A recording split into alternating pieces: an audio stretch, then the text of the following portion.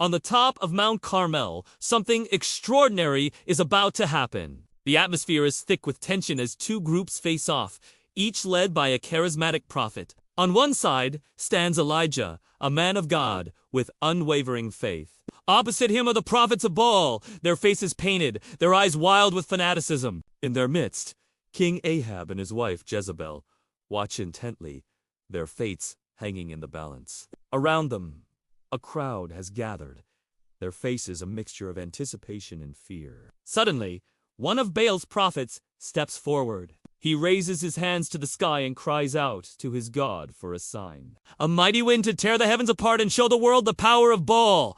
And just as suddenly, the wind subsides. Silence descends upon the mountain, broken only by the sound of the crashing waves below. Elijah turns to King Ahab and asks, "How long will you limp between two opinions? If the Lord is God, follow him!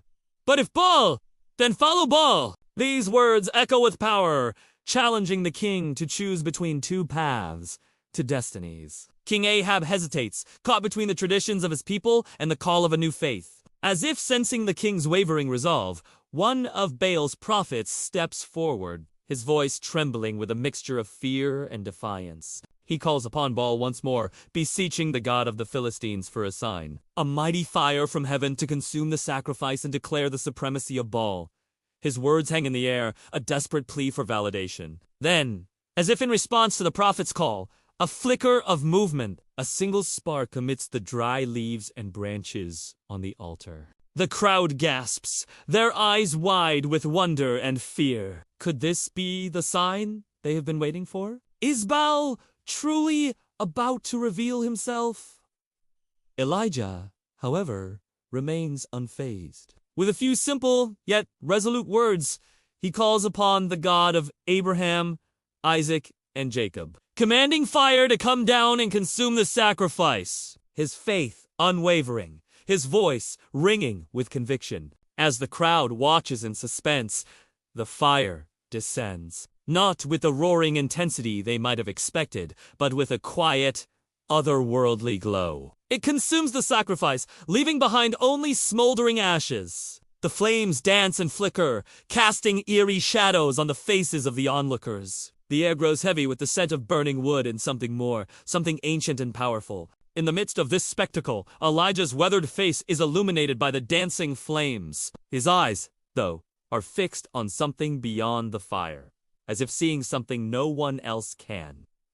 A look of triumph, perhaps, or maybe a deeper understanding. The prophets of Baal, their faces now ashen, their eyes wide with disbelief, stumble back as if from a physical blow. Their cries of "Great is Baal" turn into panicked screams. The crowd, too, seems to sense the gravity of what they are witnessing. There is a collective gasp, a shudder, as if bracing for something momentous. As the fire reaches its zenith, consuming all in its path, there is a sudden hush. Even the wind seems to hold its breath. Then, as abruptly as it began, it stops. The flames subside, leaving behind an eerie silence that is deafening. Elijah, his face now bathed in the soft glow of the dying embers, turns toward King Ahab.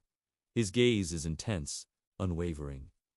What he says next hangs in the air, heavy with implication. The God who consumed the burnt offering, he is the God. In the aftermath, as the crowd begins to stir, there is a palpable shift in the atmosphere. The prophets of Baal, their power and influence shattered, cower before the God of Israel. The people, their faith shaken, are left to grapple with the implications of what they have just witnessed. Elijah stands tall, a beacon of faith amidst the ruins of the old order. He has proven, beyond a shadow of a doubt, that the God of Abraham, Isaac, and Jacob is the one true God. As the sun begins its slow descent, casting long shadows over Mount Carmel, the stage is set for a new chapter in the history of Israel. A chapter marked by the triumph of faith over fear, of truth over deception.